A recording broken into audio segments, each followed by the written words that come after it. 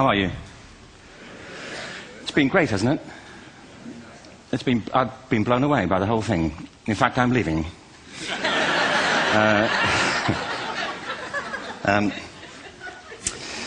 There have been three themes, haven't there, running through the conference, which are relevant to what I want to talk about. One is the extraordinary evidence of human creativity in all of the presentations that we've had and in all the people here. Just the variety of it and the range of it. The second is that it's put us in a place where we have no idea what's going to happen in terms of the future. No idea how this may play out. I have an interest in education. Actually, what I find is everybody has an interest in education. Don't you? I find this very interesting. If you're at a dinner party and you say you work in education, actually, you're not often at dinner parties, frankly. If you work in education, you're not asked, you know, and you're never asked back, curiously. That's I think it strikes me. But if you are, and you say to somebody, they say, what do you do? And you say, you work in education, you can see the blood run from their face. They think, oh my God, you know, why me? It's my one night out all week. But if you ask people about their education, they pin you to the wall. Because it's one of those things that goes deep with people. Am I right? Like religion and money and other things.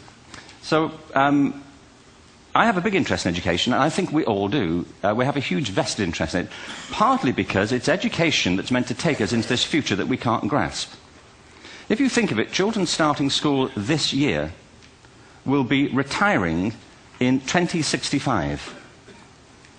Nobody has a clue, despite all the expertise that's been on parade for the past 4 days, what the world will look like in 5 years' time. And yet we're meant to be educating them for it. So the unpredictability, I think, is extraordinary. And the third part of this is that we've all agreed, nonetheless, on the really extraordinary capacities that children have, their capacities for innovation. I mean, Serena last night was a marvel, wasn't she? Just seeing what she could do. And she's exceptional, but I think she's not, so to speak, exceptional in the whole of childhood. What you have there is a person of extraordinary dedication who found a talent. And my contention is all kids have tremendous talents, and we squander them pretty ruthlessly. So I want to talk about education, and I want to talk about creativity. My contention is that creativity now is as important in education as literacy, and we should treat it with the same status. Thank you.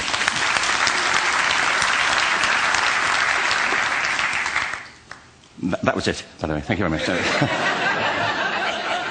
So, 15 minutes left. Well, I was born... No, I had a great story recently, I love telling it, of a little girl who was in a drawing lesson. She was 6, and she was at the back drawing, and the teacher said this little girl hardly ever paid attention. And in this drawing lesson, she did.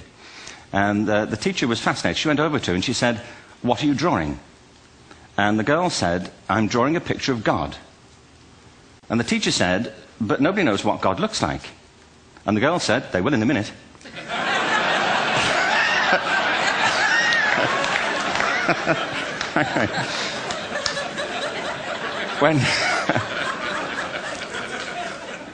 When my son was 4 in England, actually he was 4 everywhere, to be honest. I mean,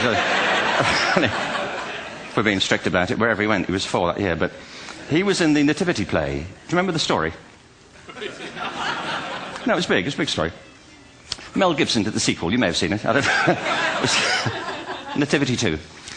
But James got the part of Joseph, which we were thrilled about. We consider this to be one of the lead parts. We had the place crammed full of agents and T-shirts, you know. James Robinson is Joseph. He didn't have to speak, but you know the bit where the 3 kings come in? They come in bearing gifts, and they bring gold, frankincense, and myrrh. This really happened. We're sitting there, and they, I think, just went out of sequence. Because we talked to the little boy afterwards and said, you know, "Are you okay with that?" And they said, "Yeah, why was that wrong?" They just switched. I think that was it. Anyway, the 3 boys came in, little 4-year-olds with tea towels on their heads, and they put these boxes down. The first boy said, "I bring you gold." And the second boy said, "I bring you myrrh." And the third boy said, "Frank sent this."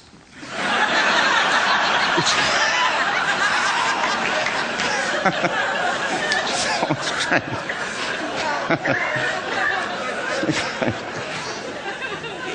What these things have in common, you see, is that kids will take a chance. If they don't know, they'll have a go. Am I right?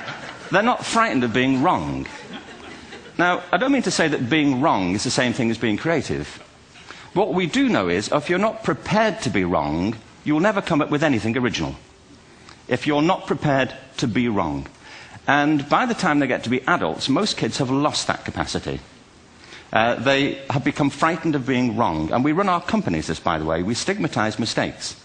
And we're now running national education systems where mistakes are the worst thing you can make. And the result is that we are educating people out of their creative capacities. Picasso once said this. He said that all children are born artists. The problem is to remain an artist as we grow up.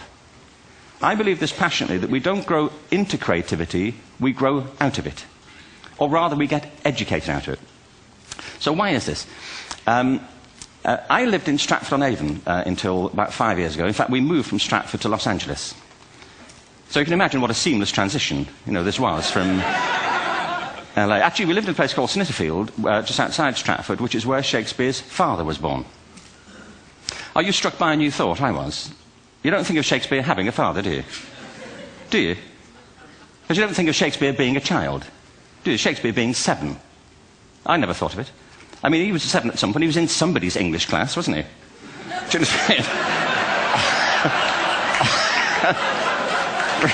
Really? How annoying would that be?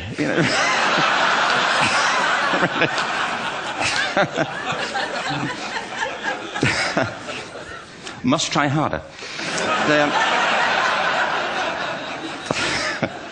Being sent to bed by his dad, to Shakespeare. Go to bed now, to William Shakespeare, and put the pencil down, and stop speaking like that. It's confusing everybody.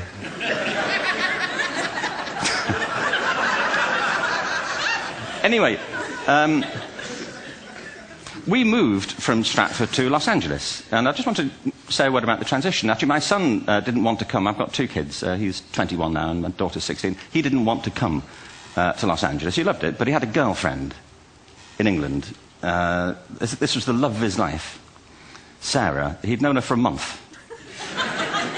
Mind you, they'd had their 4th anniversary, because it's a long time when you're 16. Anyway, he was really upset on the plane. He said, "I'll never find another girl like Sarah." And we were rather pleased about that, frankly, because she was...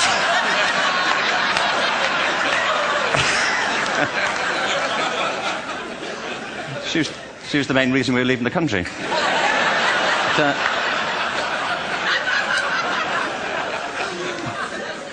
But something strikes you when you move to America and when you travel around the world. Every education system on Earth has the same hierarchy of subjects. Everyone, doesn't matter where you go. You think it would be otherwise, but it isn't. At the top are mathematics and languages, then the humanities, and at the bottom are the arts, everywhere on Earth.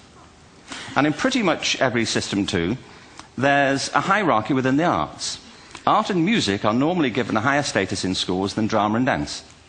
There isn't an education system on the planet that teaches dance every day to children the way we teach them mathematics. Why? Why not?